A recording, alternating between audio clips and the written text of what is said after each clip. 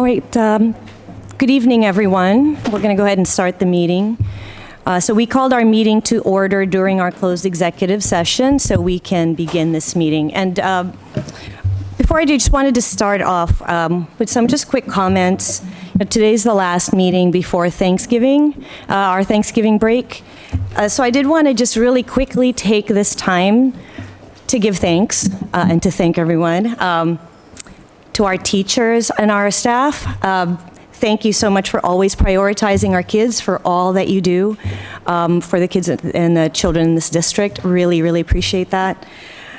Special thanks right now to our counselors, our mental health professionals, our crisis team members, especially to Lee and Barbara. I know it's been a difficult last couple of weeks, so thank you so much for all the work to help our students and our staff. Really appreciate all that you do. To of course, our administration, our leaders, Dr. Adderhold, thank you so much for the leadership that you've all shown through these difficult times. Again, it's been not just a difficult few weeks, but really this year.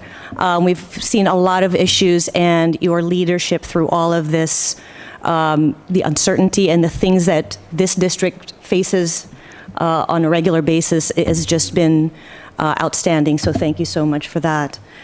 To our parents here and out there, thank you always for your support, your continued partnership, supporting your children, supporting the staff, and supporting our district. Thank you so much for everything and for the patience that you've shown this past year. And especially thank you to the students, our students. For all your hard work, for the perseverance, and really making all of this, everything that we do, worth it, because you are always our motivation. So again, thank you to everyone.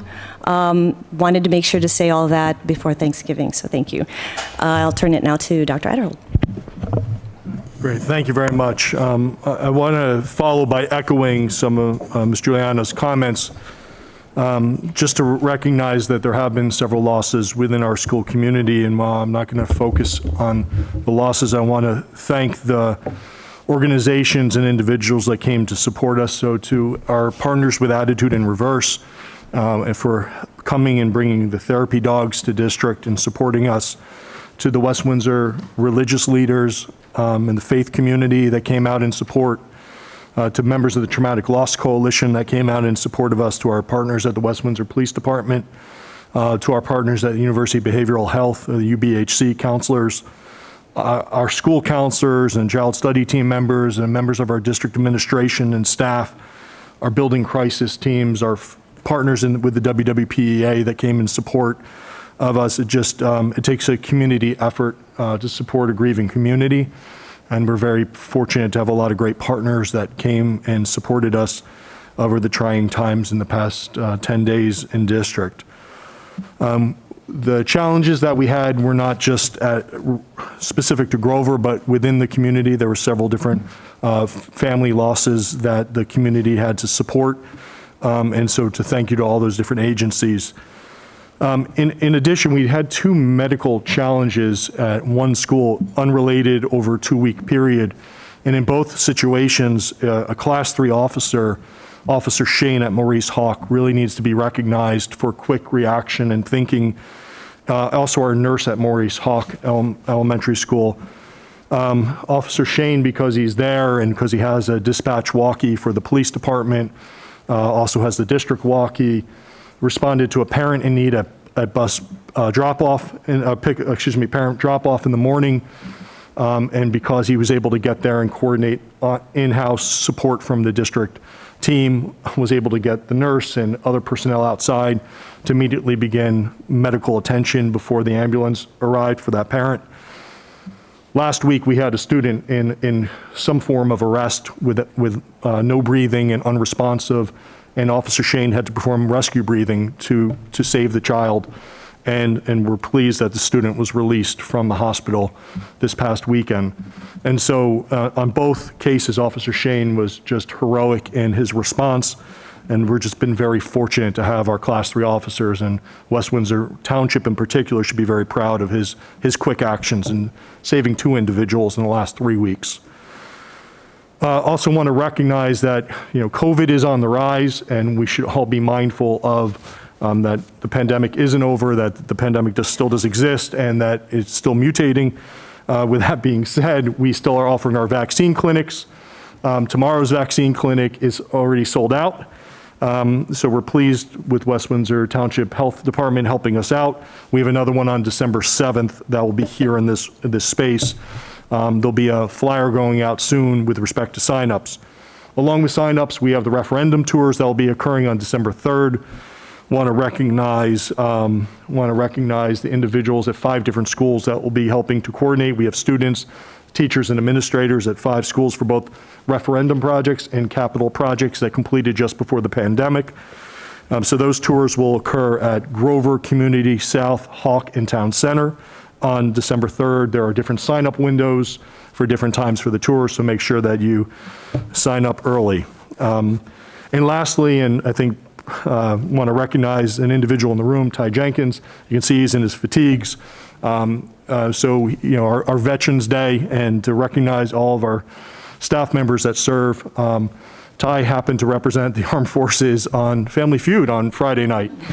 So he got to filmed over the summer, but was one of the officers recognized on Family Feud on Friday night, but has served our country proudly. So thank you to Ty and all those members of our armed services. And that's it for my public comments. Thank you, Dr. Adenholt. So we'll now turn to, we have a presentation tonight for recruitment and retention efforts from Human Resources. So Ms. Charity Camella. Ms. Camella?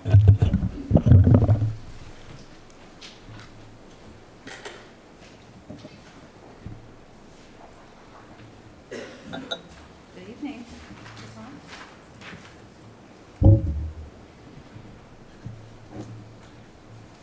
Thank you. Better?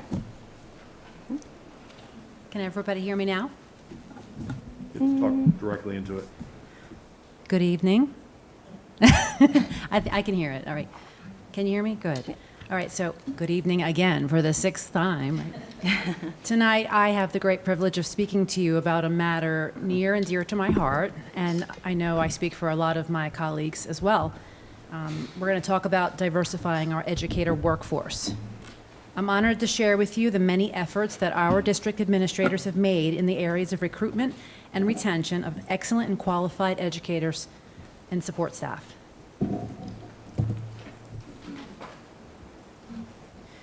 So when we think about our roles, our own careers, what comes to mind?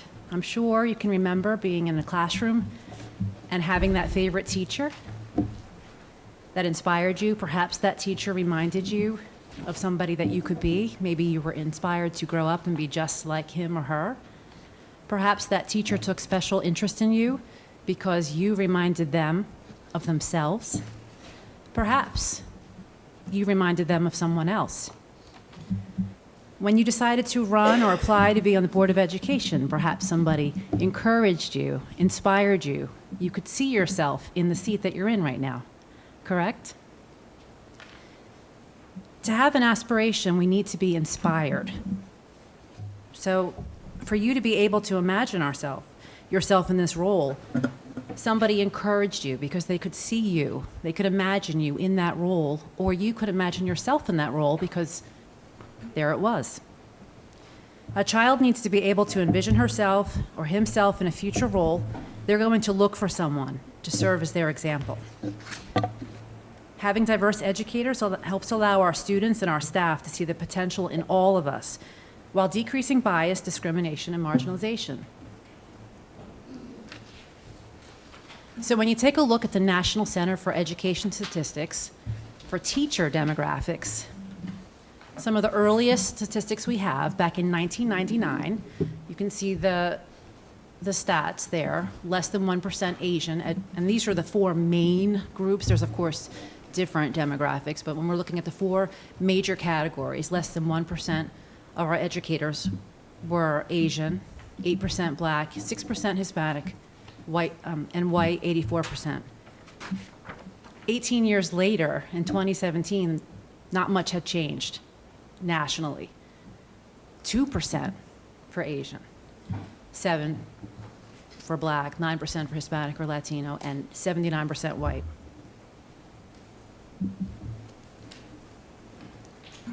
One of the ways that we measure our own staff demographic data is to compile information for the EEO5 report. The EEO5 survey is a compliance survey required by federal law and regulation. It's biannual, conducted in even-numbered years. It's a joint requirement of the United States Equal Employment Opportunity Commission, the EEOC, and the Office for Civil Rights in the Department of Education. All three of these agencies use this data collected for their respective equal employment opportunity programs. It's a compliance survey required by federal law and accompanying regulations of the agencies that I just mentioned. So we file this report every 2 years, and the data that's compiled is very intriguing as far as looking at our individual staff. Our 2022 report indicates that our overall staff to be 9% Asian, so that's better than the national average, 5% Black, 5% Hispanic, and 78% white.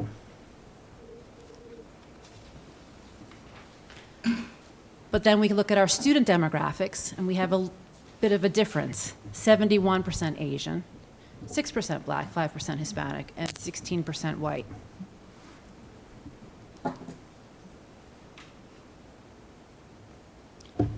Compared side to side, our students and our staff. You can see there's still quite a disparity between the representation that our students, the majority of our students, may see as far as their educators in the class. On the EEO5 report, there's a section at the very bottom that I have to submit showing what the statistics are for the new hires. Because when we're looking to make changes and we want to make improvements, we start by looking forward.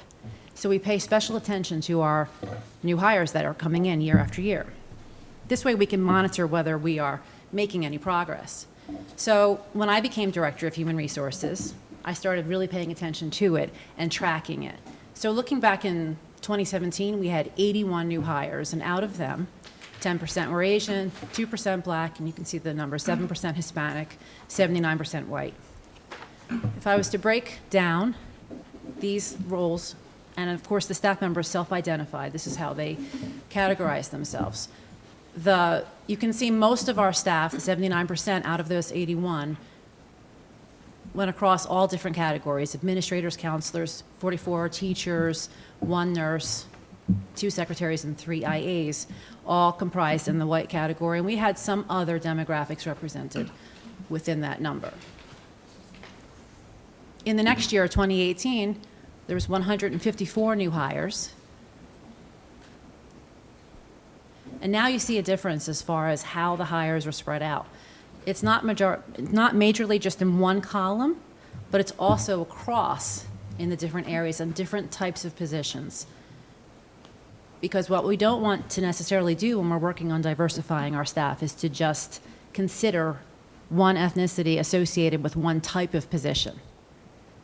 So while we have a higher percent of Asian staff, let's say, than the national average, it shouldn't just be that our Asian staff are only in support roles such as the instructional assistants or a cafeteria aide, or, it should also be, we should see some representation in our administration and our teaching staff.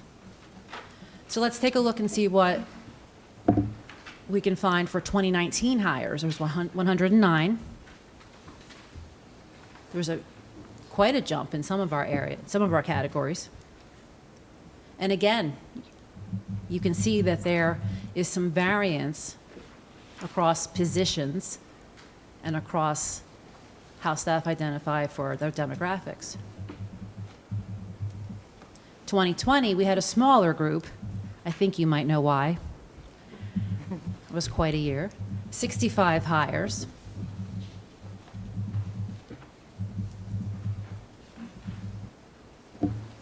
And we have great variance across all positions and all demographics. And in 2021, 106. We also had a large increase that year of staff who reported 2 or more races.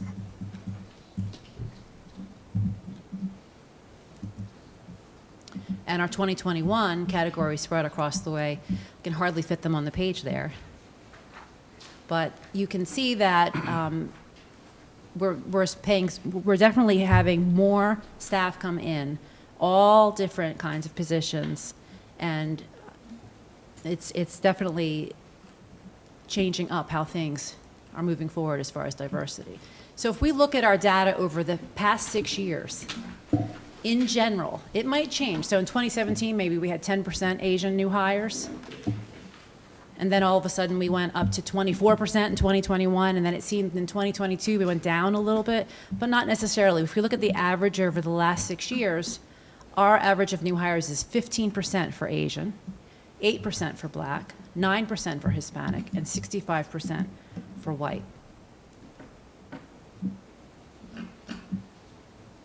So if you look at the 2017 national average, like we had showed you in the earlier slide, Asian staff is 2%, ours is 9%, but again, our new hires was 15%. That was to go back. You can see that we are definitely making more forward, positive changes as far as diversifying the staff every year, more and more. A lot of that has to do with the work that our administration is doing. Part of that is on training. Part of that is on examining our own internal biases that we may have, unconscious bias that we may have, making sure that we're using universal protocols for hiring, making sure that we are recruiting for characteristics and qualities, not just because a person might be somebody that we know or just because it's a convenient person. Maybe they're the first person who applied. It might be because we want a particular aspect for our students. And so we are being much more critical about recruitment. We are also a member of CJ Pride. I am the proud president of this consortium that has spread across the state. We represent now 19 counties out of 21. And all of the districts that are associated, there are 74 public school districts now associated with CJ Pride. And the purpose of this consortium is to work together as a giant entity to try to overcome some of the challenges associated with finding diverse staff. And there are a number of challenges with finding a diverse staff. There's a QR code. I don't think it's on your handout, but you could look up CJ Pride if you'd like to check out our website, and you can see all of the resources that we provide for our member districts, and also the different ways that we recruit and try to do what we can to attract diverse staff across the state. We also work as a group to go before legislation. We definitely make sure that we have our voices heard. When bills are being passed, we do what we can to make sure it's easier for diverse applicants to move and apply to live here in the state, because there are all kinds of roadblocks that stop that. In working with my colleagues in CJ Pride, we have identified 4 best practices for hiring and diverse staff. And one of them is to recruit, to make sure that we go out and we find candidates. We don't just put up a posting and wait for them to apply. We look for the candidates that have the qualities that we are seeking for our students. And if they're not in the candidate pool, we keep looking and we keep looking. Now, of course, we're in one of the worst staffing shortages there are, so it's a little bit difficult, but we continue to be creative. And that might include having virtual job fairs, participating in online types of techniques, making it much easier for staff to apply or applicants to apply to our district, marketing ourselves in a way that perhaps we hadn't done before. Another best strategy is to ensure a diverse pool. So when our administrators submit hiring packets for the candidate that they would like to hire, we do look very carefully to see who was interviewed. Where did you look for your applicants? Did you go through the pool of candidates to find the best? What do you mean there was only one person who applied? Is that true? Really? Sometimes it is. But we do look to see If there's no men in the entire candidate pool, really? Sometimes that's true. But we do definitely check to make sure that the pool of candidates that we are looking at is diverse, so that when we do have a candidate that's brought forward, we know that we've considered all possibilities. When we hire, we want to make sure that we have a standard hiring process. So if you're trying to make sure that you attract diverse applicants, you have to make sure that the tools that you're using are standard. That allows you to really focus on those differences. So we want to make sure that the same questions are being asked, that it's the same process for applying, that it's not just this particular candidate got the job because they know this person. No, no, no. It's because this person has the qualities and applied just like everyone else. So we do have very good protocols in place for our hiring process. And lastly, for our best practice that we recommend is, of course, once you do hire them, what are you doing to keep them? What will you do to retain your staff? Retention is so very important. Have you ever gone to a restaurant that you heard everything was great, and you went to the restaurant and you got there and nobody talked to you, and you sat at the table for 20 minutes and nobody came over to you, and then you got the food and it was terrible? You probably left and said, that's the worst restaurant, I'm never going there again, and I'm going to tell every single person. So you got excited to go there. Once you get there, you want to stay there and you want to keep going there, and that's kind of how it is for us. If we're bringing in diverse applicants, what are we doing to make them want to stay when they get here? So we have been working very hard on thinking about all of the different resources that they bring, maybe what professional development they might need. We have a great recruitment video on our website called This Is Our Why. Some of you maybe have seen it, and we do interview some of our more recent hires, and they have shared why they love working here.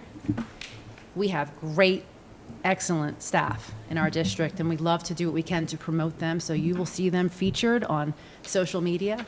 We have an amazing new teacher induction program that's very intense. Excellent job-embedded professional development, unlike I've seen in any district. So when you're hearing about all of our offerings, yeah, you of course will have professional development in districts, but not like ours. I mean, it's really, our offerings are tremendous. We have professional growth days for our staff. We have a very generous tuition reimbursement allowance. We have university partnerships. We have a program that we start for encouraging staff to go through cohort programs, including our support staff instructional assistants, to encourage them to become teachers, and many, many, many supportive resources. So I'm very proud of our staff. I'm very, very proud to work in West Windsor-Plainsboro. And I'm also very proud, as the president of CJ Pride, to brag about the great work that's happening in West Windsor-Plainsboro, because we are making tremendous efforts in a very difficult time in a way that's not been easy, but we are moving forward. So I'd like to thank the board for the support, for our strategic goals, for all the work that we've been doing towards this end. And I'd also like to acknowledge the support of our superintendent, because he provides exemplary leadership when it comes especially to this important work. Our students' aspirations remain my inspiration, and I know yours too. So thank you. Any questions? Okay, Dana? Thank you so much for, this microphone works this time. Thank you so much for your presentation and all the hard work that you and your staff and CJ Pride have been doing over the years. I was thinking, as I was listening to what you were saying, that, in the effort to try to recruit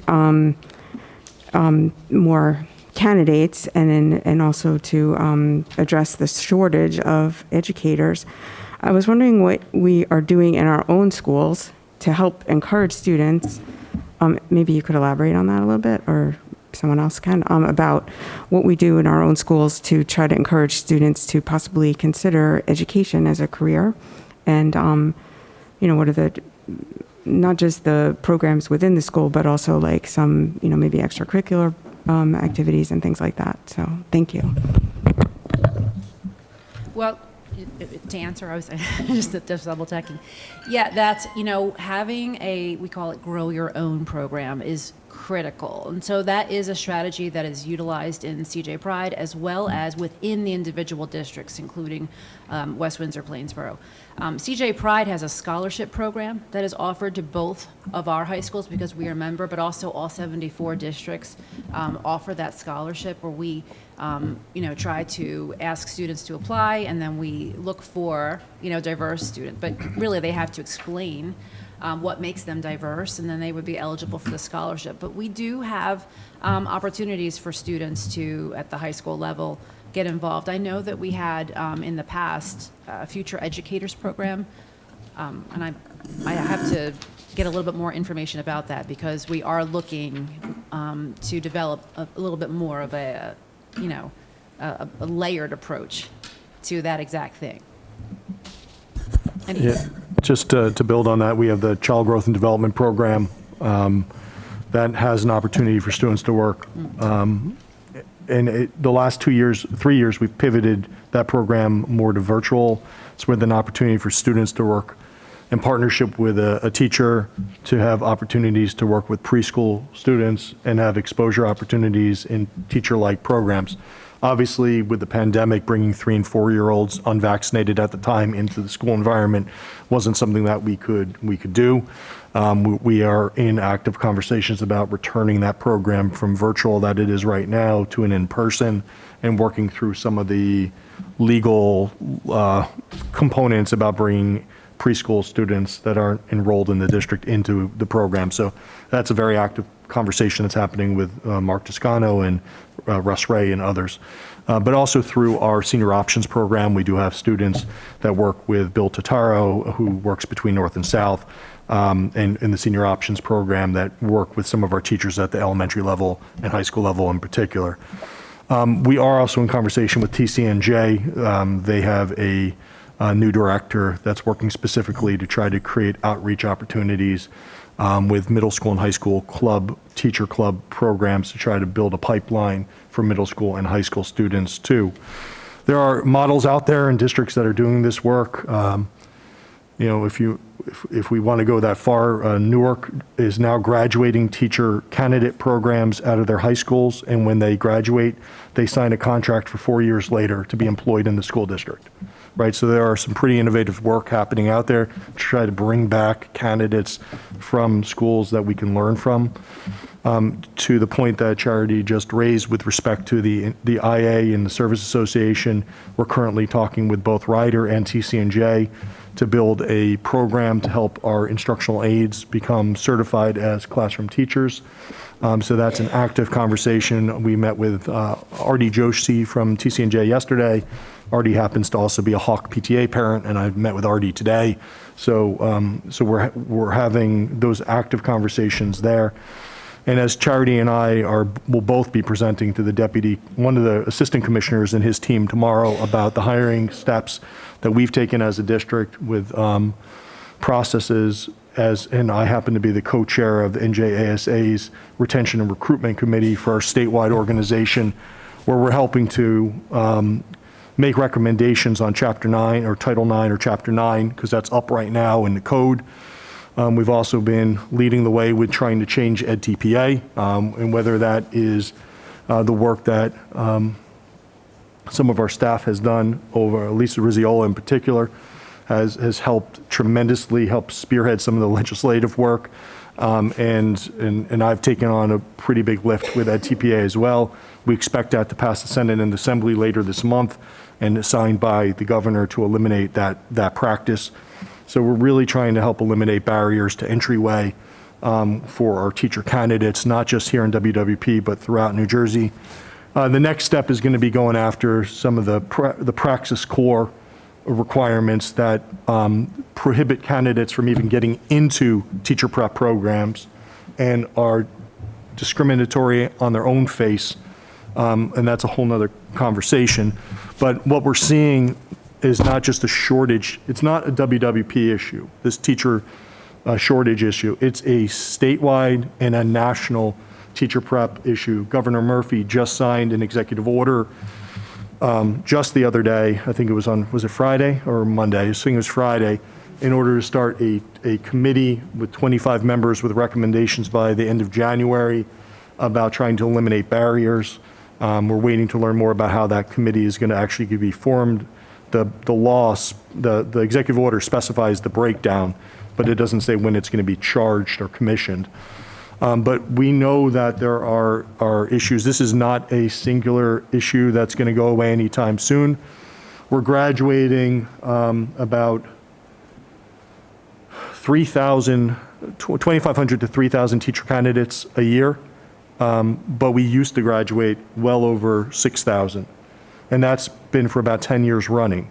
So that differential during the pandemic, with more retirements and more medical leaves, and now more maternity leaves, we have a crisis of educator shortages, and then it gets even more compounded in certain programs. So for instance, TCNJ used to be the #1 producer of Spanish language certificates. TCNJ shut that program because they could no longer get candidates into the process about 4 years ago. TCNJ forever was the #1 producer of health and PE certifications. TCNJ currently has 1 candidate left, and then they are closing that program because the Praxis Corps has limited candidates to be able to get accepted into the program. TCNJ is one of the only programs to offer STEM-based certificates in the state of New Jersey. They have 5 teachers in the entire program at TCNJ. We need all 5 of them, but so does Princeton, so does Montgomery, so does Robbinsville. They have 5 total.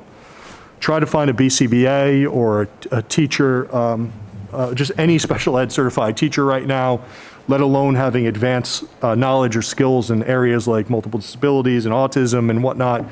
Very difficult. What we're doing right now is we're recruiting from other districts. We are hiring other teachers from other places, and we're leaving other districts without teachers. Try to find a nurse right now, right? It's, you name the issue, try to find someone with multivariable calculus. Try to find someone that can teach advanced physics. Try to find an elementary teacher, right? It's every certification area.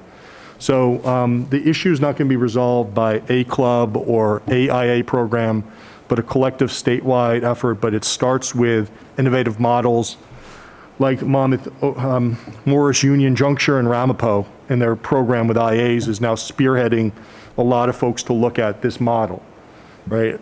The work that Newark's doing is spearheading. They throw a ton of ARP ESSER money at it, but some of the things they're doing we can learn from. Right, so there's good things that we can pull from other places, but the issue is multi-pronged and multifaceted. It's code related, it's barrier related to different pathways, and it's getting candidates in the teaching pool. It's changing the language around teacher candidates. It's changing the language around the profession. It's changing the reason why people do not want to become an educator right now. And one of the most telling signs of a system in trouble is talk to your teacher friends about how many of their kids are going on to be educators right now. And then you'll start seeing a real problem that's much bigger than the staff we have today, because they're phenomenal in the system. It's about what's systematically wrong that folks don't want to enter that profession. Benefits have changed, pensions have changed, the public discourse. People bring things like this to our meetings to try to intimidate and scare educators, right? And the props and there's a reason why individuals don't want to get into this profession. So, long answer. Loy. Thank you for the presentation. And I think maybe just to kind of expand on what you're saying, Dr. Adhold, in terms of like once we get these folks in, the retention, is there like I guess, are you keeping track of like how, I guess if you could give a little bit, talk a little bit about how you're keeping track of that, the folks that are staying and the folks that are leaving, like what are the reasons that they might be leaving and how we're addressing that? Well, sometimes it is. With our diverse staff, we've been making lots of efforts to pair staff together to also provide those extra supports. Our staff do definitely benefit from the kinds of supports that our administration gives them, as well as the camaraderie. There is a feeling of belonging that is trained and sort of ingrained in them. And so staff members do report back to me that, I just really feel welcomed here. There are some situations where they don't. They may be the only person of color, or they may be the first person that has, been. And so sometimes that is still a work in progress, where it might be that their colleagues are very embracing, that their administration's wonderful, the kids are understanding, but sometimes it might be, the community's giving them a hard time, or somebody's assuming something about them. So we have to do a lot of work in that area to provide those extra supports and think about what each of those staff members might need or experience. And then we do a lot of scaffolding and support around our staff members. If you've ever attended any of our meetings where we do discuss how a staff member is performing, it is presented in a way of support. That is always a question. If we have a concern about how a staff member is doing, there is always the question of, what have we done? What are the things, what are some of the resources that we've provided? What trainings have we done? Have you paired this particular staff member with a great, what teacher is helping this person? And that most of the times helps us prevent a staff member leaving. We have not seen in West Windsor-Plainsboro the giant exodus that some of our colleagues in neighboring districts have. We've had some that have moved on, but usually it's not because they've gone to another district, it's because they've retired, or perhaps they've moved into an administrative position to go somewhere else, but it's not because they want to teach necessarily in a different district.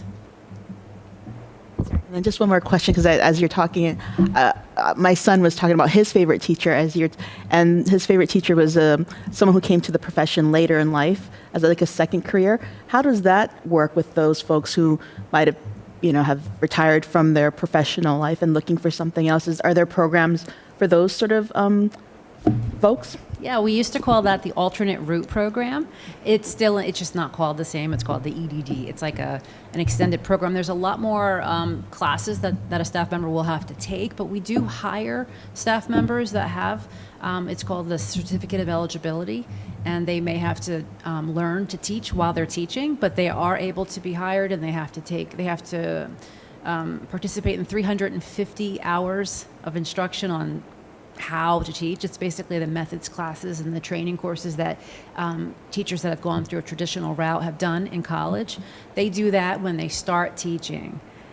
So it's a lot for them, but we definitely have staff members that go that route and provide a great value to our students. Thank you. Any other questions from board members? Great. Great. Thank you, Ms. Kamel. I did want to just a comment, really encouraged and happy to see the diversity numbers over the last 6 years improving, and that there's not just a focus on diversity, but inclusion as well with the retention work that you're all doing. So I wanted to say thank you for that, and also for all the work that you do with CJ Pride. So appreciate that. Thank you very much. So we have our next presentation is a special education program review update. Ms. Melissa Levine will present. Okay, sure.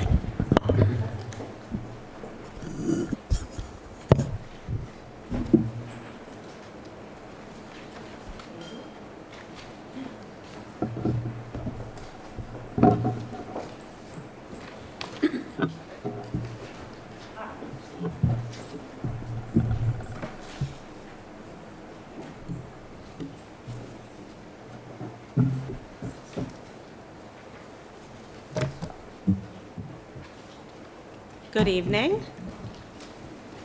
So as part of our program review, the department committed, when it was first approved, to provide updates throughout the year to the Board of Education. So thank you for having us this evening.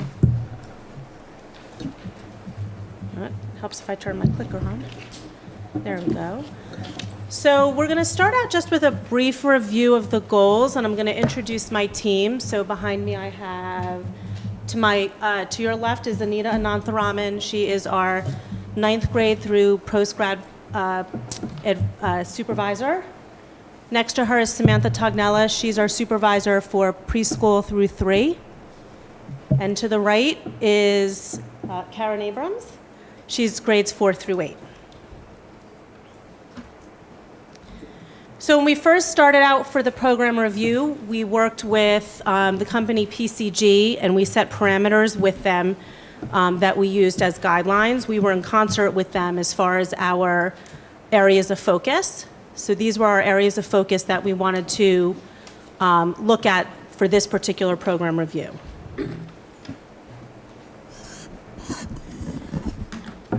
When PCG completed their report, they put everything into, we kind of refer to them as buckets, so the recommendations fell into these 3 categories. And then once these recommendations were made, we put together an action planning committee. This committee was like a one-and-done committee. We met with them in the summer and then, June of 2021 and over the summer. And it was primarily to create the actionable steps based on the goals that were designed.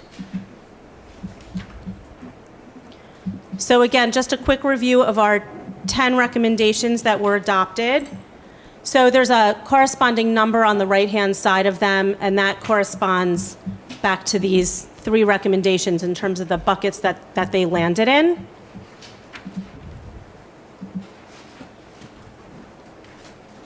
All of these recommendations and actionable steps, the plan is to work on them over the next 5 years. So Karen, Samantha, and Anita are going to come up to talk about their respective bucket. The recommendations that were not accepted, again, just kind of as a quick review, were multi-tiered systems of support, work with INDRS, hiring diversity, and parent feedback in IEPs. So while we didn't accept those or adopt them as formal recommendations, this particular year especially, we've been doing a lot of work in all of them, especially with INDRS and MTSS.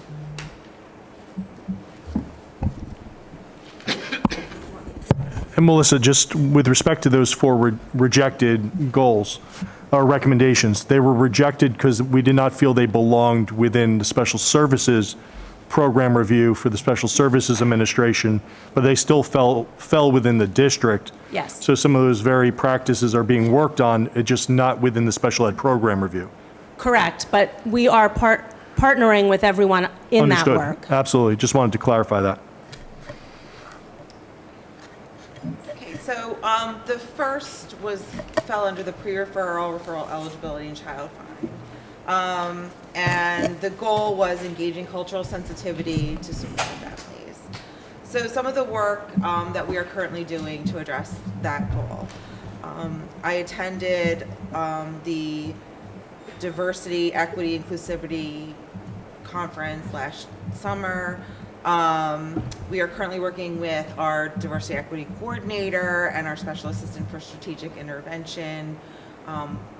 Both myself and Melissa are part of the Equity and Strategic Goal.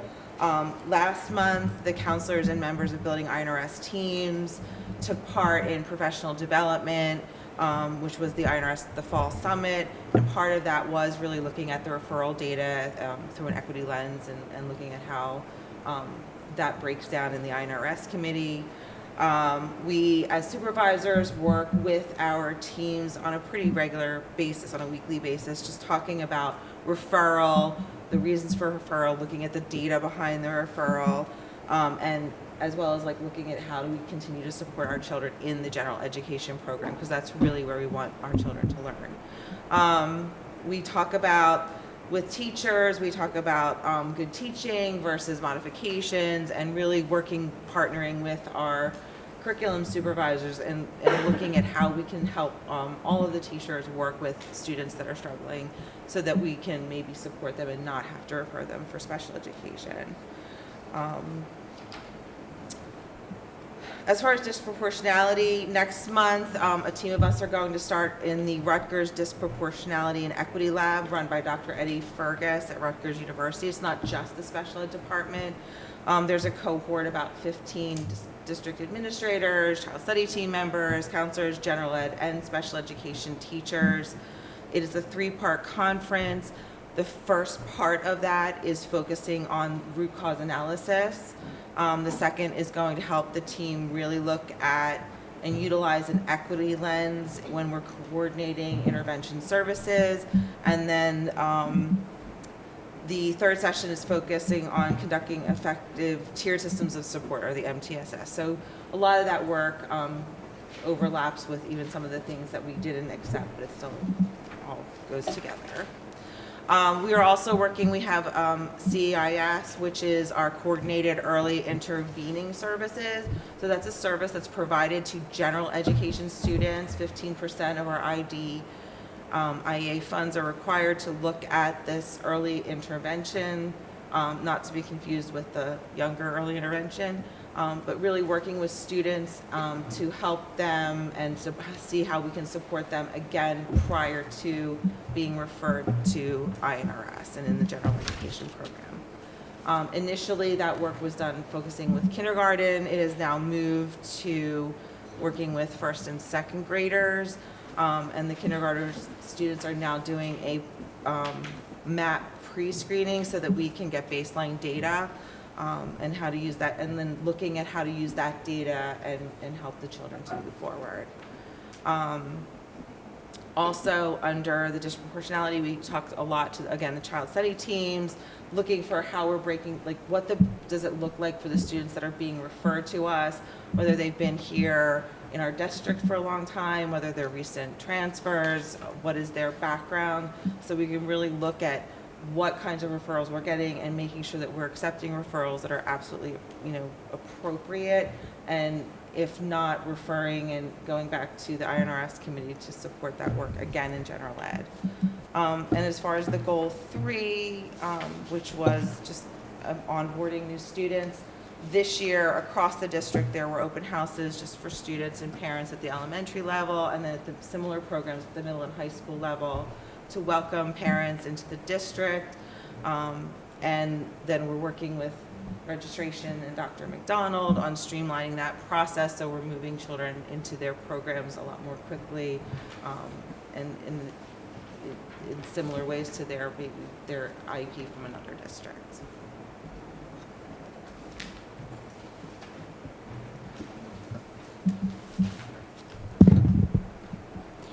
One of the next buckets we looked at was assistive technology. The goal was to create the standard operating procedural manual around not only the evaluation of a specific student's need, but then how does that really come to fruition in executing what that need is. We work closely with child study team members and appropriate therapeutic support, whether it's an occupational therapist, physical therapist, or speech therapist, across a range of needs that assistive technology would mitigate a need that that child has, to have them have access to that in the educational environment. So whether that is feeding, mobility, writing, communication, it's very individualized for that child, and there is continual trainings for whatever that need is that assistive technology would need to be done, whether it's an eye gaze system to allow that child to communicate their wants and needs, or it is adaptive feeding and we need training on how to utilize the tools so that child can independently feed themselves. As a supervisory group, we have and we continue to review these individualized assistive technology evaluations that are done on an individualized basis and the resources that can meet these children's needs. Monitoring some of the specialized equipment is done specific by the therapists, so we make sure that these tools, once we have them, if that child no longer needs them, whether because of age or progress, we can keep them should another child also need them. And we continue this work going forward. Another one of the areas that we are focused on and we continue to focus on is our use of paraprofessionals, which is a supplementary aid and service for our students via an IEP. We continue to work closely with our child study team members and looking at the data and determining the use of a paraprofessional as a support system for that child.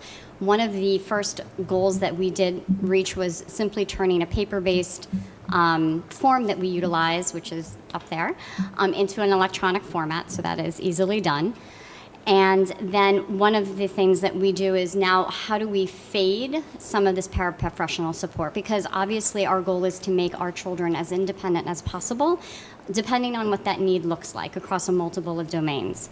So we meet regularly across the grade levels with our as a supervisory team with our child study team members, and appropriate therapeutic support members in determining how and when can we look at patterns in terms of needs, but then also how are we going to fade back this paraprofessional support as appropriate to the child. Some of this works in concert with professional development that we go to. So most recently, a number of us attended Autism New Jersey, which is a professional conference in Atlantic City a few weeks ago, where we participated in a variety of workshops that will be turnkeyed to a staff members, whether it's, in terms of how we deal with repetitive behaviors and how we monitor that through data, or if we're looking at communicational training methods and how do we partner with our instructional assistants to ensure that the data we're taking on a regular basis is across environments that those paraprofessionals would support the child in.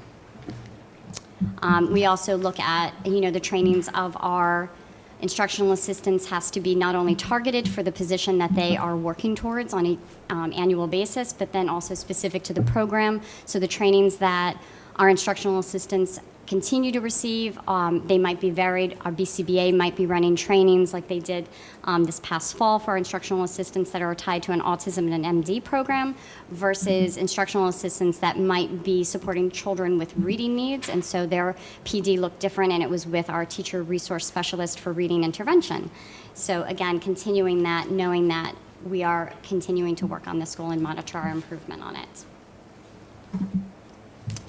Moving on, for progress monitoring, via the IEP, our students, whether it's on a trimester or a quarterly basis, their goals and objectives are monitored and noted progress on in concert with the report card. So one of these consistent items that all of us as supervisors work with our departments with is how do we look at the process to collect the data to assess that child's academic, social, behavioral performance, and how do we evaluate the effectiveness of the specialized instruction he or she is receiving. So looking at that is a goal that all three of us have, including Melissa, and how we discuss that with our staff members on a pretty regular basis, and utilizing the professional development opportunities that we receive and some of our staff members to turnkey specific methodology and specific instructional interventions for this purpose. Again, the conferences that we attend helps to guide some of this work, along with teaching our staff members and working with them to understand what a reliable trend line looks like and how they can really use that to denote progress or lack thereof. And then one of the next things. So as an administrative team and also as a department, we are really looking to partner with our general ed colleagues, and a part of that is the co-teaching instruction. So during the summers of 2021 and 2022, we had co-teaching workshops that our teachers actually ran, a general education teacher and a special education teacher, for staff members who wanted to attend over the summer. We had a good turnout. We're also planning to offer this again during our district PD in February, which will give the opportunity for more staff members to attend. During our administrative retreat, we had administration participate in a turn and talk and a presentation related to co-teaching, and that included building administrators and central office administration as well. Different schools have district trainers, and they are participating in that as well. They are providing instruction to faculty, and they're going into classrooms to support staff. Information is being shared amongst staff members through training, but also via Google and across grade levels.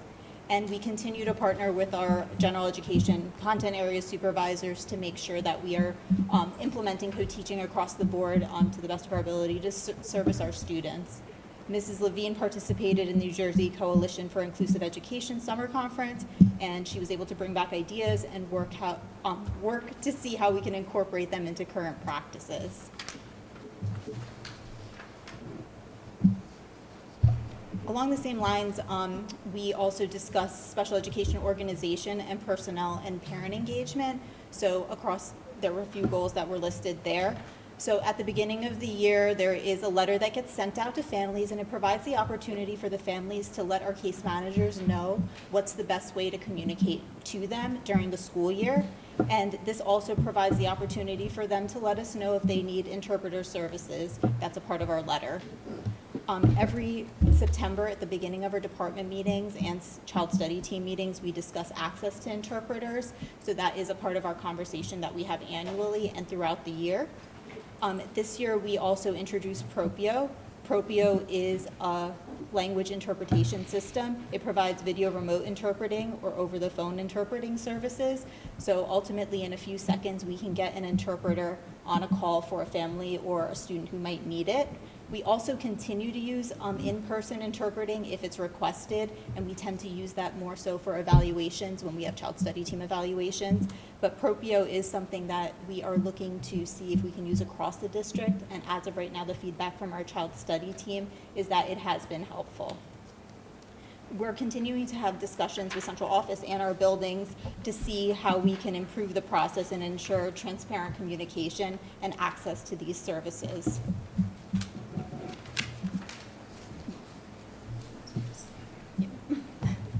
Okay, Anita and I are tag teaming on this part because when we worked on it last summer with the action committee, I was still the supervisor and Anita sat in on the committee, and then, we kind of flip-flopped roles. So that's why we're tag teaming on some of this. So for the differing views in special education, some of the action items in this first goal included things like establishing a peer-to-peer program for special education students and a parent-to-parent network. It includes identifying expectations, how to best communicate with parents, how to best communicate with them for a child that's newly classified. We review this regularly at our child study team meetings. We meet with them monthly. In addition, the supervisors discuss that on a regular basis as well with the teachers at their department meetings. And we continue to work through that. The peer-to-peer program is currently at the works in the elementary level. Samantha is piloting it at Town Center. And Karen, you're doing something with it too, aren't you? Yep, so Karen is as well. Ms. Abrams also shared information that she gained through a variety of conferences that she attended last year. She mentioned that she attended a work conference on diversity, equity, and person-centered practice. So again, she brings that information back to us, and then we are able to turnkey it. We're also working with our case managers to establish rapport and relationships with families. That we think that's extremely important in this process as well. We're doing that in various ways, not just conversations and IEP meetings, but we're also providing workshops throughout the year. So last year, in collaboration with the association, we are able to do FAST grant workshops, so it's family and schools together. So during last year, we had topics such as navigating DDD, special needs funding, access to guardianship in that process, and an in-person support coordinator fair, which families were able to attend to determine if they needed support coordination services and different agencies that were accessible to them. This year, starting tomorrow, actually, we have a navigating DDD presentation, which is on Zoom, a guardianship presentation, which will happen again in January, a recreation and leisure fair, which will be in person, I think, in March, and then a presentation related to sexuality and relationships for students with disabilities. We think those are important ways that we can partner with our colleagues and our community to ensure that our students are receiving the services they need and answer any questions parents might have. Also, we are partnering with SEPSA as well in January, and we are going to look at addressing items related to IEP and the process because annual review season starts as well. The child study team is currently in the process of developing the standard procedure manual, which was one of our goals. We started this work last month, and we are continuing to work on that throughout the year. Once we have neared completion, we're going to ask other stakeholders and district staff to partner with us and look at it and review its content to make sure that it is addressing all the issues that had been brought up at the program review as well. Sorry, it's still me. So the ELL portion of our program review is also being addressed. This goal ties into what my colleagues earlier discussed, the cultural sensitivity piece, referral and classification. We continue to work with our child study team on a monthly and department meeting basis to discuss ELL services to our students, and we're collaborating with the supervisors of ELL programming to identify appropriate supports and services for our students and staff. And during this process, they are working with us and educating us so we can provide better professional development for our staff. Ms. Abrams attended a workshop last summer entitled Supporting English Learners with Disabilities, and she shared that information with us, and we will turnkey that and share it out to our respective departments and grade bands.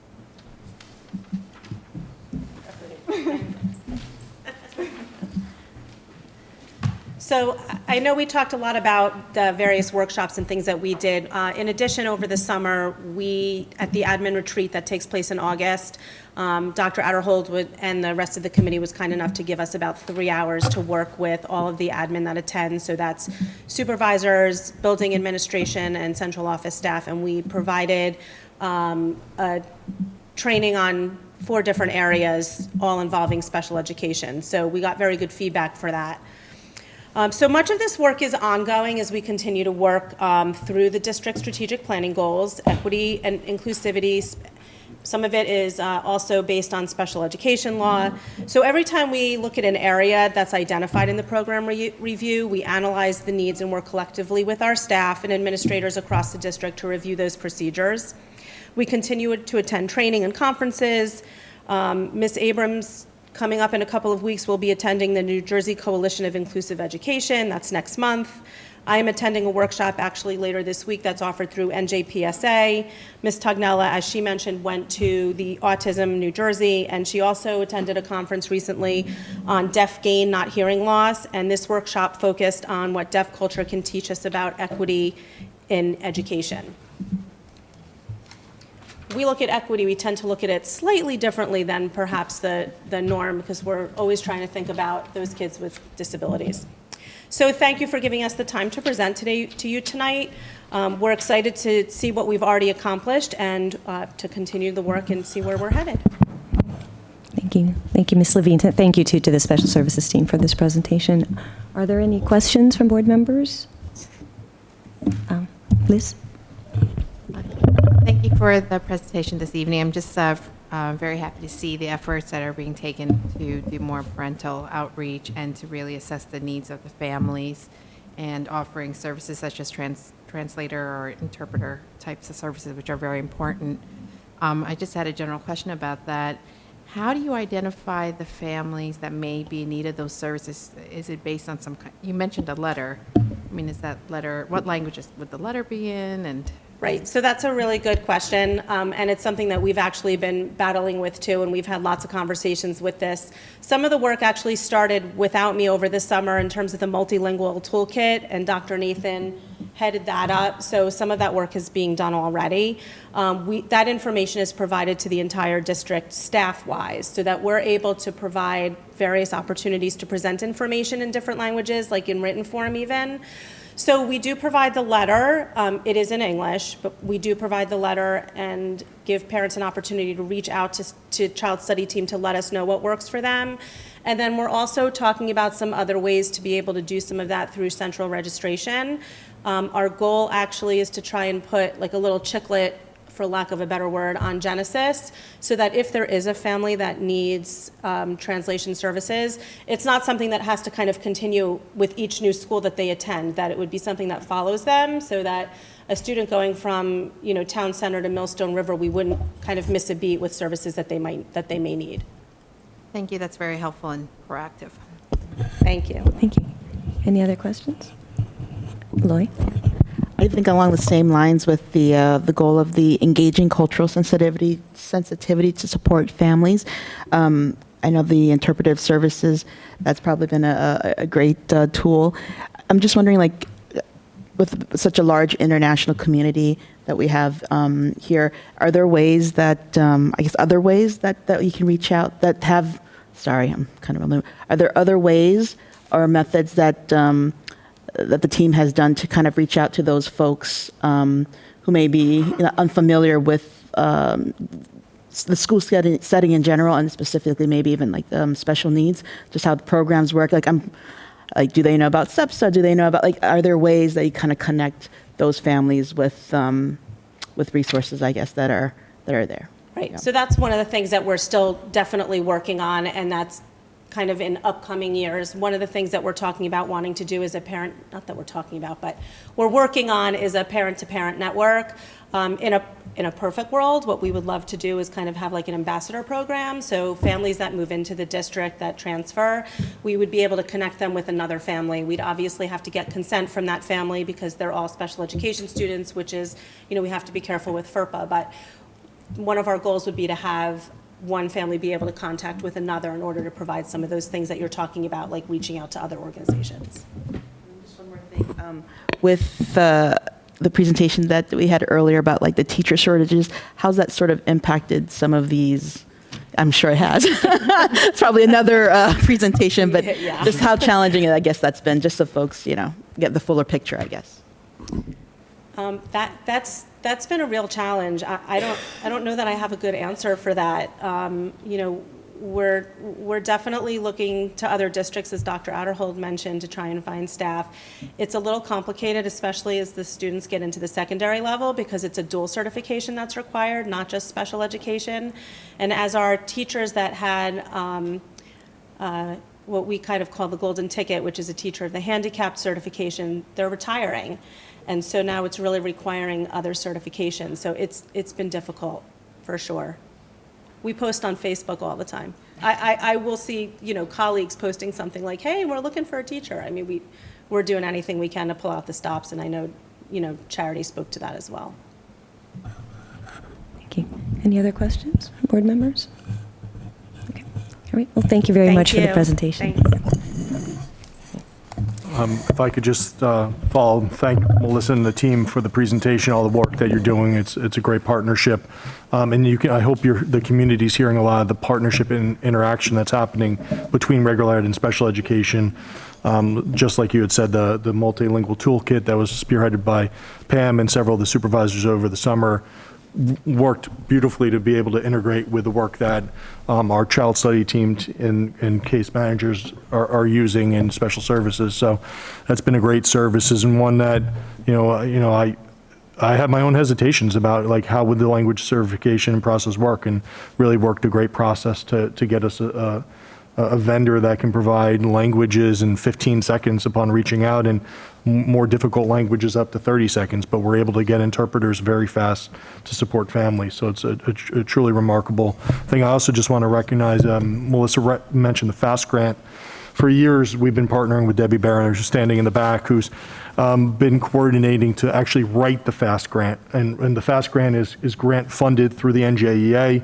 And Debbie's been instrumental in bringing funds to district to help support families and parent programming, and has partnered with both our special services department as well as Title I workshops to help sort of bridge certain things that different grants can provide for and pay for. And Debbie is able to coordinate with others to make sure we provide a great comprehensive program for families. At the same time, we're able to leverage some grant dollars in a different way to support and fund it and staff it.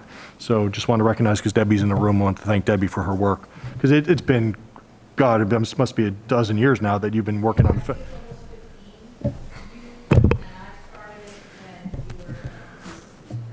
There you go. So 14 years then. There you go.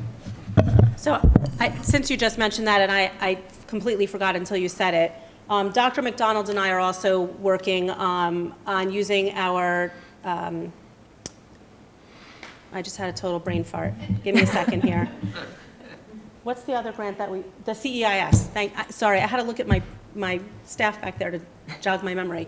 The CEIS funds that we have for early intervention. When we think of early intervention, we tend to think of like the younger kids, but we know that there are other students that struggle as well.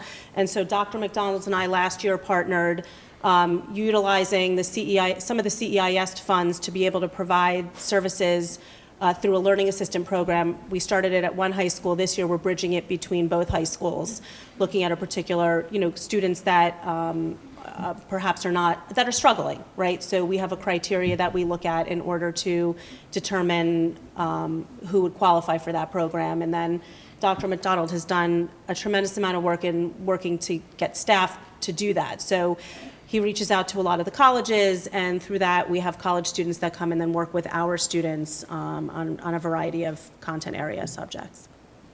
Thank you, Melissa. Thank you. Thank you. Okay, so that now takes us on our agenda to the first opportunity for public comments. The board invites thoughts and reactions on agenda items and items of concern from members of our community who are present. Each participant is asked to give his or her name and address prior to making a statement, which will be limited to 3 minutes in accordance with Board Policy 0167. All statements shall be directed to the presiding officer.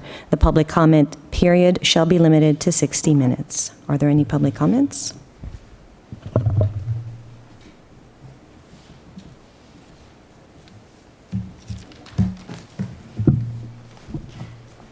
One silver lining for the HR presentation is there are 900 less pupils, so I believe 60 less educators needed. And in 5 years, there will be another 500 gone. And in 10 years, there will be no district. And in 5 years, you will not have driver's licenses. So I'm glad I'm recording this, future speak. I'm going to read some emails here because I'm here to advocate for my daughter. And there are 3 intertwined issues here. And they cast a legitimacy doubt on what's going on here. Very serious legitimacy. You know, it might die in 10 years, but maybe it should die sooner.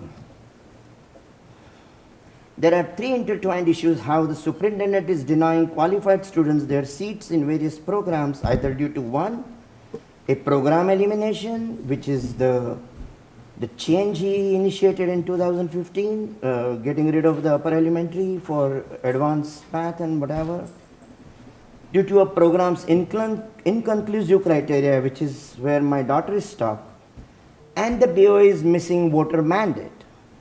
6 of the 9 members are uncontested. And there are articles online that you can refer that you are absolutely not supposed to be in your seats, but you are. And it's a farce on democracy. So here is the superintendent's email. Email 1, Mr. Bidway, and this was sent by him on 7th September this year. There is no reason for a Zoom conference as there is nothing to discuss. He shuts people down. That's not intellectual at all. Ask Plato how many things he discussed. Very unintellectual answer. But anyway, let's continue. The criteria is clear and consistent. Who created this criteria? It's incomplete, it's inconclusive. The criteria was universally applied to all entering 6th graders. Fine, the inconclusive criteria was applied, not the conclusive one. No amount of debate will change that. Again, killing democracy. Democracy is all about debate.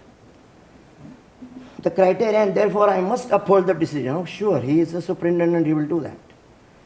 Unfortunately, your daughter does not gain entrance into the HNA program. However, she has a right, like all other students, to gain entrance in the 7th grade. Email 2, I am trying to change tracks. It's valid. He completely ignored it. 8th September, today is 15th November, he didn't answer. Sir, it is plausible that Archita got 122 out of 125 in the COGAT due to her pandemic absences and resulting disconnect, and accommodation is thus appropriate and necessary. And by the way, what I am saying is still within the margin of error. You don't have it, but I have the COGAT margin of errors. This was not her fault, nor the fault of her parents, her school district. However, this is the first time request to accommodate Archita as a 3-point difference is de minimis, and Archita does not look back. Hint, COVID-19 fear is a newfound disability. It's a disability that he needed to accommodate. He ignored it. He doesn't understand all this. At this time last year, it is still there, but having one infection behind, we are taking chances nonetheless. Some people are with masks, and I appreciate that. The pandemic is not over. Therefore, those missed cutoffs cannot be viewed as cut and dry thresholds. All things being equal, this is a necessary and appropriate accommodation that will enable Archita to start the math. And I say, please let me know your decision. Mr. Bidwai, I'm sorry, the 3 minutes are up. I know the timer hasn't gone off, but the 3 minutes are up. Thank you. Okay, I'll be. Okay, thank you. I didn't hear that. Thank you. Are there any other public comments? Hi. Thanks, Dave, for calling me out earlier. I appreciate it. And I had an intention to speak anyway before you did that. First of all, I am a homegrown teacher. I went to school here from kindergarten till I graduated in 1982, and I've been a teacher here now for 29 years. And there are quite a few of us who are teachers who have gone through the district and graduated from the high school, which used to be the high school. Now there are two, of course. And as it turns out, my mother was on the Board of Education and my father was the mayor when the school began and discussions of the school began. So you are carrying on a long tradition of doing exceptional work in an exceptional district. And while Charity was talking about retention, some things came to mind to me, and I thought I would share them with you as well. So one of them is that this is a district that's always shared respect. So if I have a concern about something with special ed, I can speak to any of them. I can speak to my colleagues. If I have a question about a student, I might speak to another teacher and say, what strategies are working with you? I think that's one of the reasons we retain teachers, as well as we have an atmosphere here, which you probably feel a little bit as board members, but certainly we all feel it, that we're still a small school district, even though we're not. We have 10 schools. We had a history where we built 5 new schools in 10 years. It was a crazy growth time. And we prided ourselves as teachers as being exceptional. And when the new ones come, we enfold them into the group. And part of that is our union is a very strong union which supports teachers. So that means we do PD with our teachers, we work with our teachers, we have programs ourselves where we are helping teachers to grow as professionals because we want to retain them. Even before all of the shortages, we always wanted to retain our teachers. So we have that in common. And what Dave brought up before about our FAST grant, I was the president of the local for a long time. And I went to Dave and I was like, I just found out we can get like $30,000. What do you think? What should we do? We worked together. I didn't think of that as union money, and he didn't think of it in that way. I was like, we could probably do some cool Title I programs. So we talked about it, we figured out how to make it work, and we moved it forward. And that's what we do here. And when Dave became the superintendent, and he called me, and he was like, what do you think? What should we be doing? Which is his curiosity and his desire to learn. And I said, let's make us great. Let's get out there and be on the forefront again. Because we always had been, and we had a little bit of lull. And that's what we've done. And I couldn't be more proud of the work that we do together, not only as teachers, but all of us working together to retain our teachers, because we always have wanted to do that, because that's how you grow great education. Thank you. Any other public comments?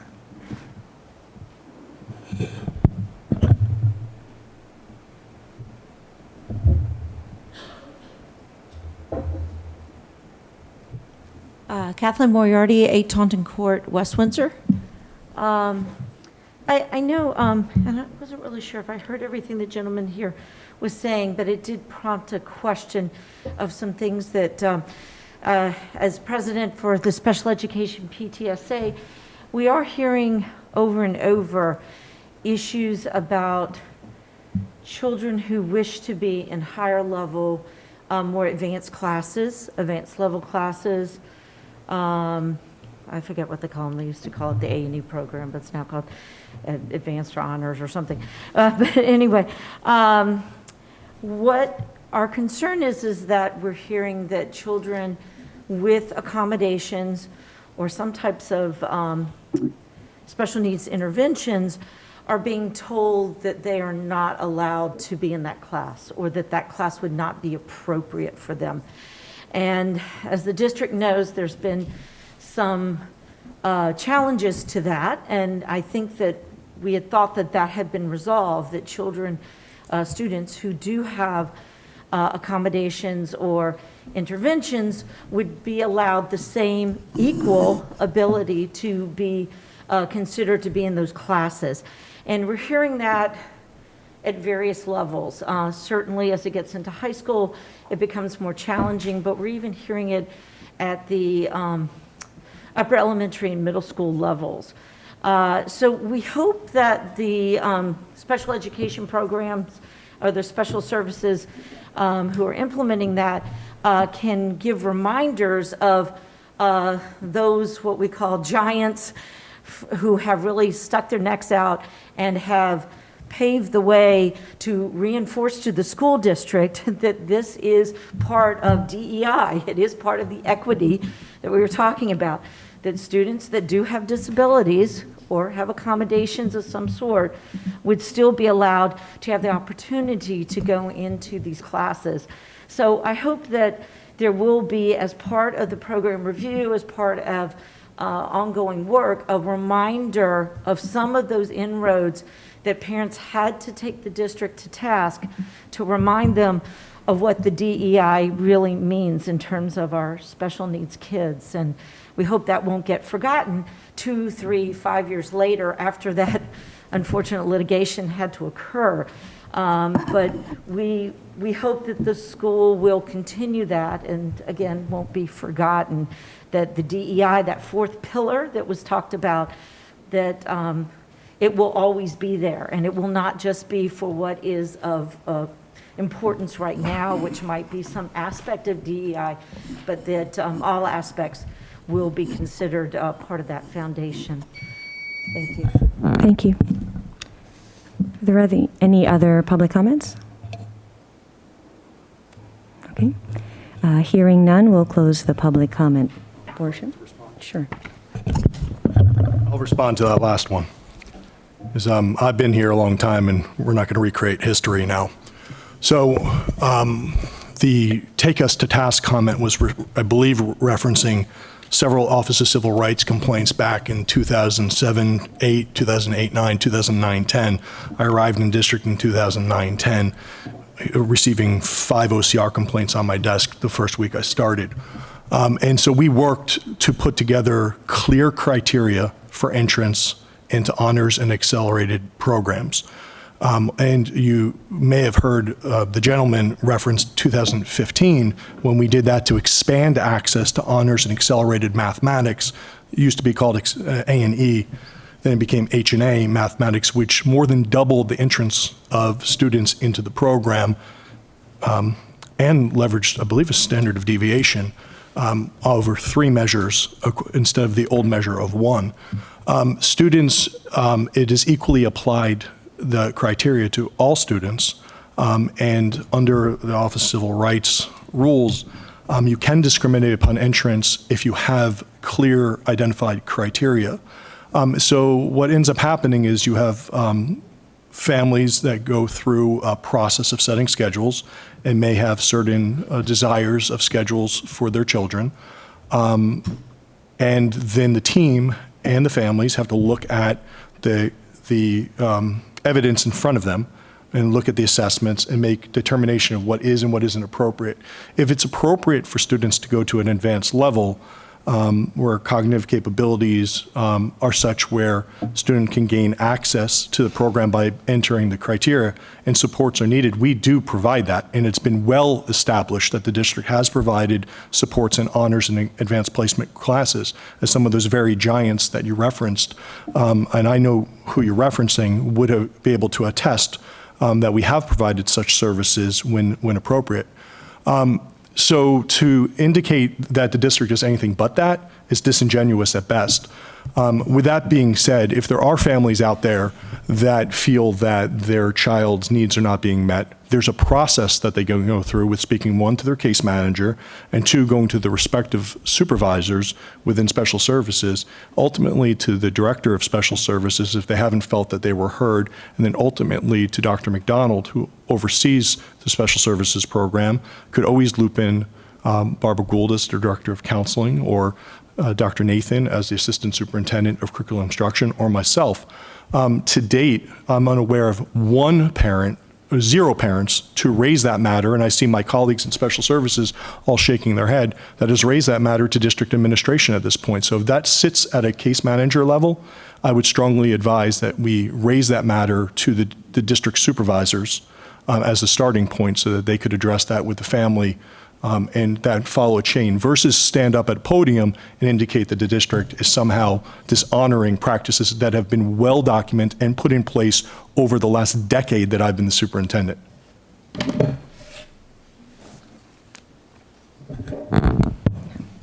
Thank you. All right, we'll now move to committee reports. We'll start with Administration and Facilities Committee. Dana? Hello, good evening. The Administration and Facilities Committee met on November 8th. The committee reviewed the following policies and recommended them for a second reading and approval at the November 15th, tonight's Board of Ed meeting. This is Policy 2425, which is Emergency Virtual Remote Instruction Program, and Policy 5512, Harassment, Intimidation, or Bullying. Next, the committee discussed district facility rental contracts with community organizations for the current school year per Regulation 7510, or use of school facilities. We discussed some stakeholder feedback on the 2024-2025 academic calendar. The committee reviewed the statement of assurance for district school safety and security plans and discussed the West Windsor and Plainsboro Township Class 3 shared services agreements. Dr. McDonald shared information about the fall athletic program. Fall sports were very successful, with many programs improving their overall records. Highlights include the High School South girls tennis team capturing the Colonial Conference and Mercer County titles, while the cross-country team won the Colonial Conference. State tournament qualifiers included the High School North girls soccer, tennis, and girls volleyball teams, and the High School South field hockey, girls volleyball, and boys and girls soccer. Winter sports begin next week, the week of November 21st, with more than 900 high school students and nearly 500 middle school students signed up to participate. As for referendum updates, a construction kickoff meeting was held for the renovation of the High School North Media Center and Culinary Arts Room. Punch list items at High School South, Community Middle School, and the High School North Dance Studio are nearing completion. Plumbing and electrical continues at Wyckoff. Drywalling and spackling are complete in the Millstone River School Media Center, while permitting for the Dutch Neck Media Center is still waiting approval. As mentioned earlier, there will be tours of the referendum projects on Saturday, December 3rd for the public to see the work thus far. Participants need to register, and info about this is on the district website. The district continues to update outdated language in current job descriptions. The committee reviewed descriptions for teacher and special education teacher. The committee recommends these job descriptions for approval on November 15th, tonight's board agenda. The committee will next meet on December 6th. Thank you, Dana. Any questions from board members? No? Okay, we'll turn to Curriculum Committee. Loy? Thanks, Rachel. The Curriculum Committee met on November 8th. We began the meeting with the NJ Smart School Performance Reports review, which Dr. Nathan shared. She shared the annual district submission for the NJ Smart Performance Report, and the site becomes live in the spring of 2023 with the responses.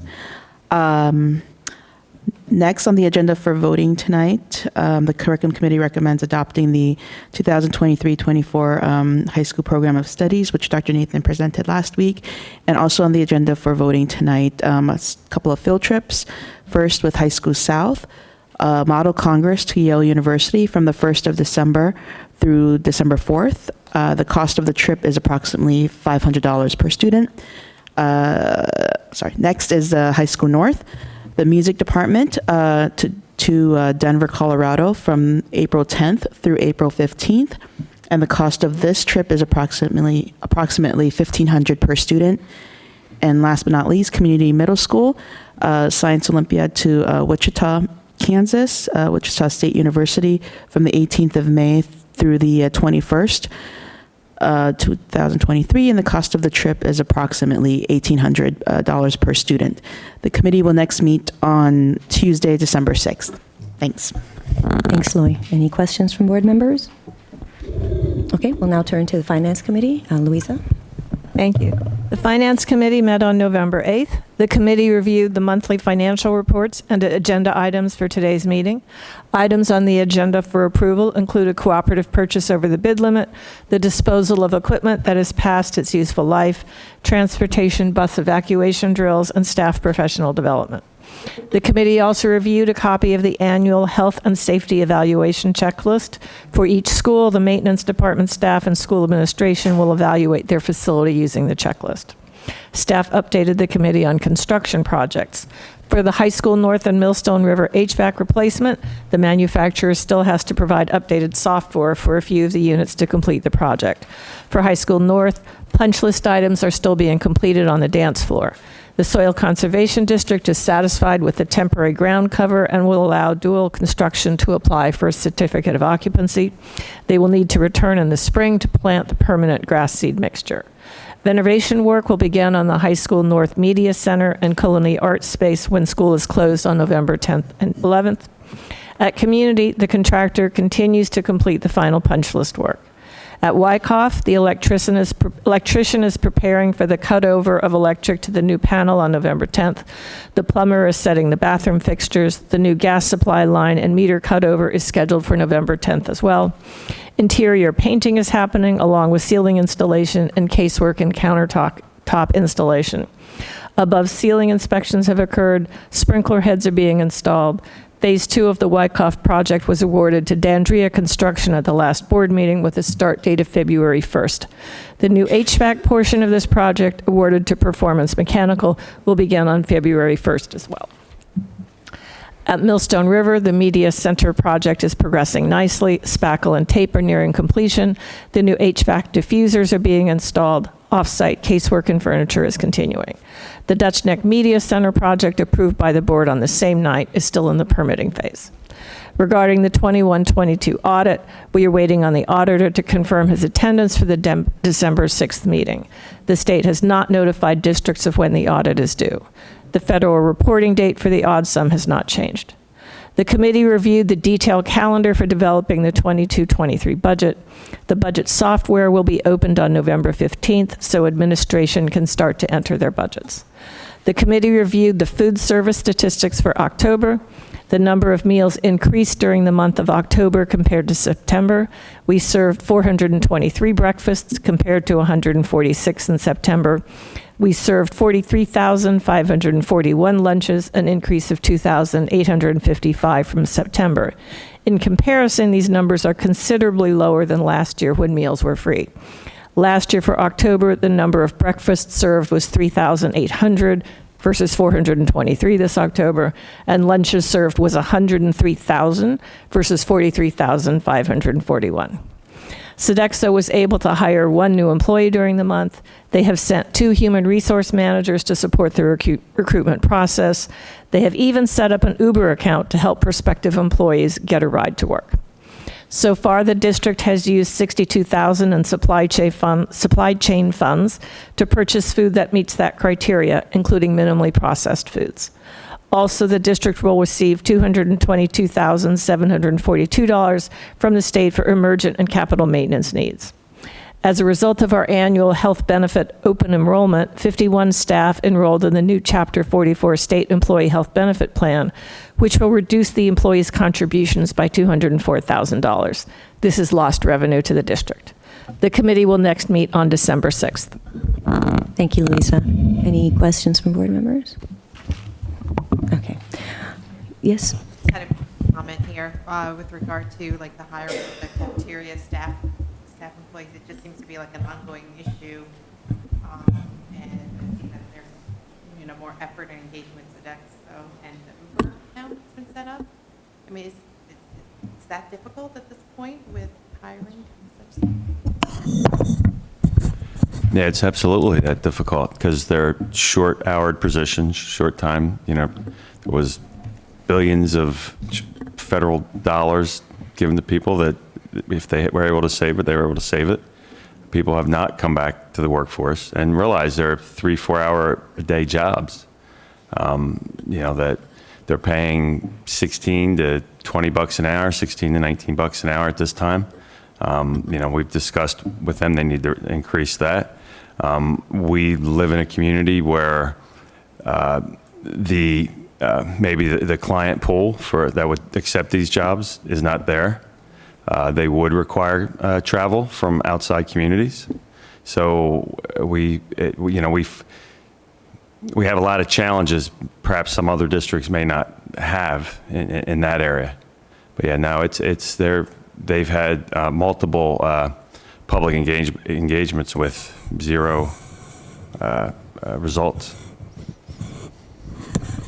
Thanks for the question, Liz. Any other questions or comments? All right, so we'll now move to the voting portion of our agenda. Can I have a motion for administration items 1 through 11 plus the blue addendum, Dana and Robin? Any questions or comments? Chris? Okay, we'll start with Ms. Bonsall. Yes. Okay, geez. Okay, and that next is, geez, I can't speak tonight. Second is Ms. Cheniera? Yes. Ms. Ho? Yes. Ms. Krug? Yes. Ms. Maliga? Yes. Ms. Shetty? Yes. Ms. Dovich? Yes. Ms. McEwen? Yes. Ms. Juliana? Yes. Okay. Right, now we go to curriculum items 1 through 2. Can I have a motion for those items? Loy and Pooja.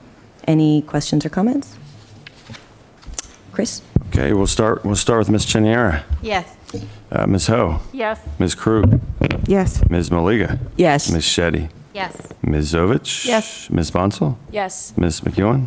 Yes. Ms. Juliana? Yes. Can I have a motion for finance items 1 through 8, Louisa and Graylan? Any questions or comments? Chris? Okay, we'll start with Ms. Ho. Yes. Ms. Krug? Yes. Ms. Maliga? Yes. Ms. Shetty? Yes. Ms. Zovich? Yes. Ms. Bonsall? Yes. And Ms. Cheniera? Yes. Ms. McEwen? Yes. And Ms. Juliana? Yes. All right. Can I have a motion for personnel items 1 through 3 plus the green addendum, Liz and Shweta? Any questions or comments? Chris? Okay, we'll start with Ms. Krug. Yes. Ms. Maliga? Yes. Ms. Shetty? Yes. Ms. Zovich? Yes. Ms. Bonsall? Yes. Ms. Cheniera? Yes. Ms. Ho? Yes. Ms. McEwen? Yes. Ms. Juliana? Yes. And in our personnel items tonight that we just voted on, we voted on the retirement of Evan Millman, who is a mathematics interventionist teacher from Maurice Hawk, who's retiring after 25 years in the district. So we want to thank him for his years of service and wish him well on his retirement. All right, we do not have any minutes to approve tonight. Are there any board liaison reports? Any new business? That now takes us to the second opportunity for public comments. The board invites comments from members of our community who are present. Each participant is asked to give his or her name and address prior to making a statement, which will be limited to 3 minutes in accordance with Board Policy 0167. All statements shall be directed to the presiding officer. This public comment period shall be limited to 15 minutes. Any public comments?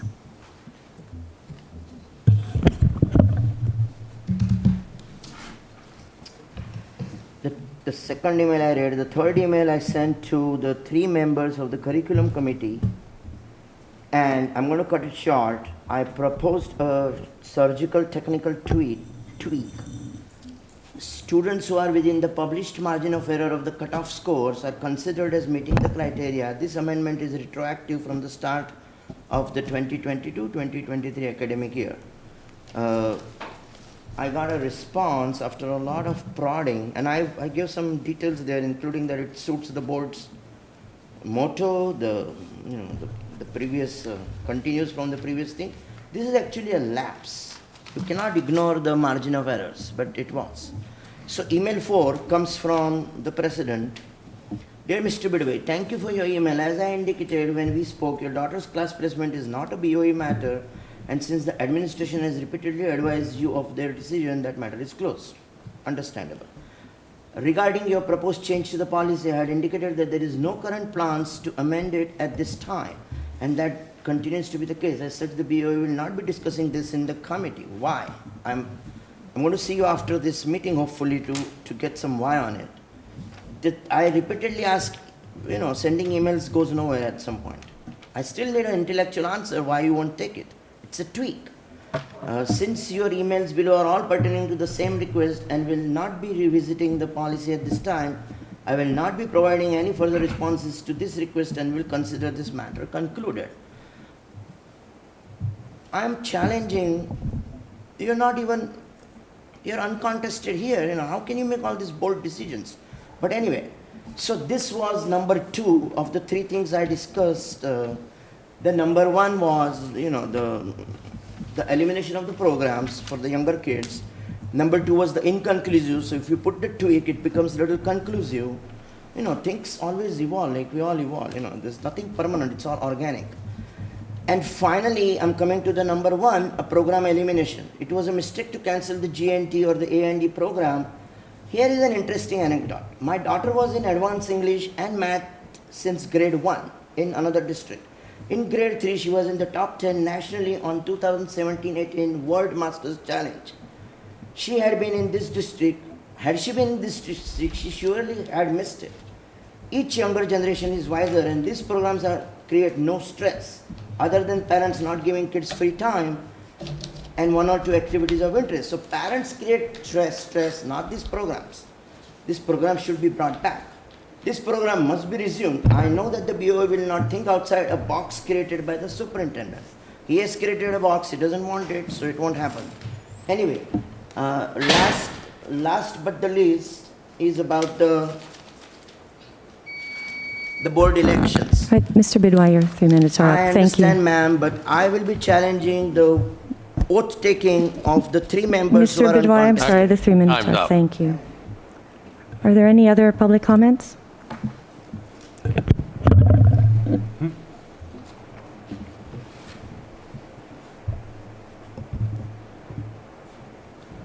Hi, I'm Andrew Bean, and I am a supervisor in the district, and I'm the president of the WWPAA. But I'm here to speak to you tonight as a proud pirate. I started in 1987 at High School South, and I self-identify as a pirate, and I know I work in all 10 buildings, but, it's my home. And I just wanted to thank everybody publicly that had organized the South Hall of Honor that we just had 2 weekends ago. It was a fantastic event that celebrated some of the best things that we do here in this district. And to get up and hear these alumni achievers talk about what it meant to them to be part of a system that cared for them, nurtured them, and encouraged them to go on to do some really great things. The first female Speaker of the House in the state of Virginia, a Bronze Star awardee for the military, a homegrown teacher who has written over $500,000 in grants for this district, all because of their experiences and their education. So I encourage you to attend the next one.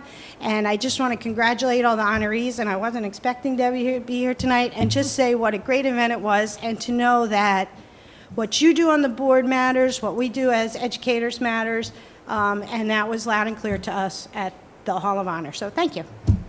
Thank you. Are there any other public comments? Okay. Hearing none, I will close the second opportunity for public comments. I got this. Okay. Somewhere along the way, the lesson of no means no was lost. But there will be no program change. There's no recommendation to change H&A. There will not be any retro. I can't say it clearly enough. It's not a matter that will be in front of this body, and there will be no programmatic change. So I'll leave it at that. But there was a comment made in the first time that you spoke that you're going to have the audacity to raise again, so I'm just going to take it on.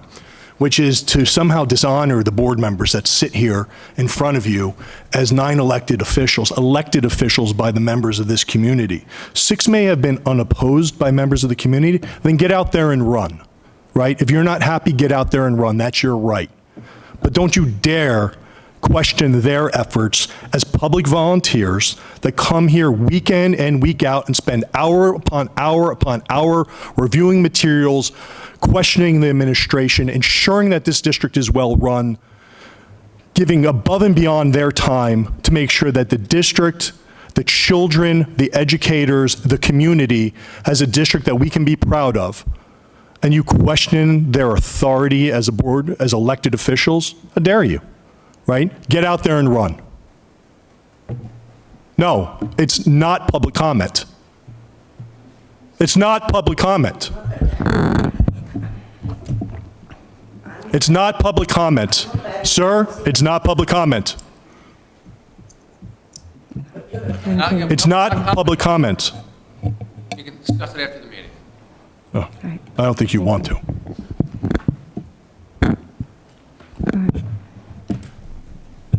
The 9 members, the duly elected 9 members of this Board of Education that ran for public office